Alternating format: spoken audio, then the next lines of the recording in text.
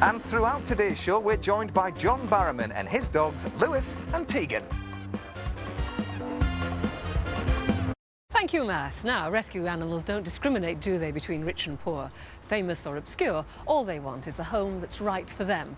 But a bit of celebrity does go a long way in raising the profile of the plight of rescue animals. Will you please welcome now a well-known face on British television, John Barrowman, and his dogs, Tegan and Lewis. Hello. Do you know, I never expected you to be the kind of guy who would have dogs all the time because you travel so much. You know, your lifestyle, it seems to me, says no dogs, no animals. No, well, I mean, contrary to what people think, dogs can travel with you nowadays.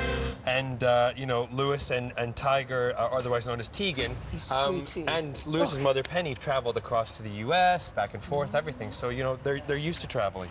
They're not related in any way, are they? No, actually, Lewis, we've had since he was a puppy. He was actually born in our living room, but Tiger is a rescue dog from Dogs Trust, because I'm a celebrity patron for Dogs Trust.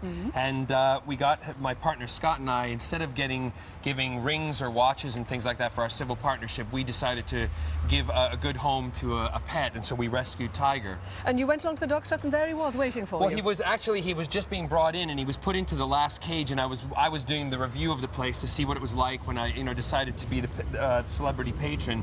And I came to the last cage, and there he was, and his name was Tegan on the sheet, which is a Doctor Who assistant. So I figured it's fate, and it had to be. I think fate plays a heck of a lot of prominence in your life. Certainly does. I hear, is it right that you went to see a psychic when one of your dogs went missing? Yes. Lewis's mother, Penny, when I was in New York City filming a TV series over there, my cleaning lady at the time, she ran away from her and disappeared. And I called a psychic to find out, because I had no clue of where she was, and no one had any record of it. And it's a horrible feeling, is it not, when the dog goes missing? Well, I'm you know, 2,500, 3,000 miles away across the Atlantic. I can't do anything. My partner's, you know, working, saying the dog is gone. Everything was up in arms. I called the psychic, and she said, check pen 27. Cage 27. So I rang Battersea Dogs Home, and there she was in cage 27. Well, I do believe. No, seriously, I am totally not making this up. It's completely, that was what happened. And my partner Scott said, "You're ridiculous. It's not. She's never going to be there." And she was. And Battersea Dogs Home took care of her till it was time for someone to come and pick her up. So it was. It's fate. Fate, absolutely. Now tell me a little bit about the Dogs Trust. We both of us know a bit about the Dogs Trust and how good it is. But how did you get involved with it?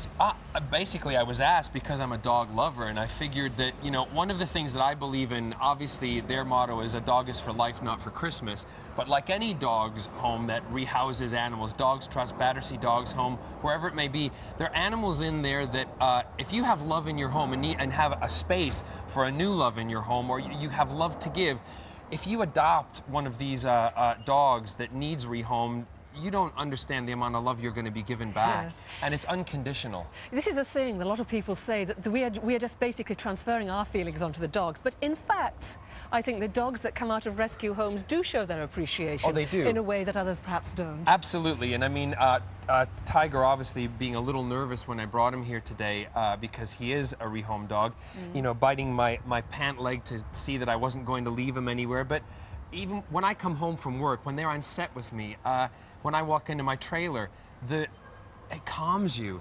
I mean, these dogs they're so calming, particularly rescue dogs, because they so appreciate the life and you know, the new life that you're giving them. And you don't care too who's obviously about hairs being dropped on you and kind of slobber being all over you. You know what? There's nothing wrong with being slobbered on. I'm telling you, it's absolutely wonderful when you get nice big sloppy kisses from a dog. I know. So how do you walk them? How do you manage to look after them? I mean, you're so busy. Well, the great thing, these dogs are with me on Torchwood, and when I'm also, you know, filming Doctor Who, and in the trailer, the transport boys, some of the technicians, my driver Sean, he takes care of them. So they have an extended family, and everyone on set, all the cast, they all know the dogs. And, you know, I wouldn't be surprised if one day they make an appearance. They're probably the only dogs that, except K9, that have been on the TARDIS. Aren't they cute, though? They look like brother and sister. I do, yeah. Now Battersea has lots of dogs here. I mean, I don't know whether you know anyone out there who wants a pet, because they're all here. Well, I mean, I know that they move on quite quickly, but still, today,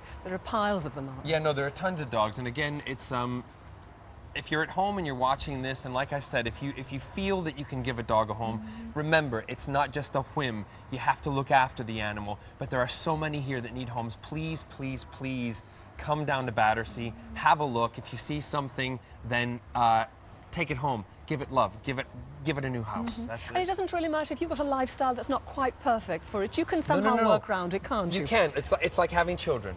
It's like having children. To be honest with you, dogs are a lot easier than kids. You can travel with them. You can take them places. Most dogs can travel on the trains. When you fly, they can travel on airplanes. I mean, Lewis and his mother travel back and forth to the U.S.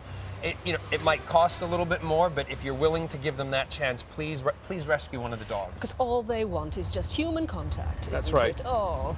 Human contact. It's like all of us. We just want love. Yeah, and we can communicate better as well when we have dogs around. Have you not noticed that as well, John? Absolutely. All right, John, thank you so much for being your two pooches with you very much, today. and good luck for the next 3 weeks. I know, we're going to be here for 3 weeks. Let's hope we get lots of homes for lots of cats and dogs. I'm sure we will. Thank you so much. No problem. Okay, still to come on Animal Rescue Live today.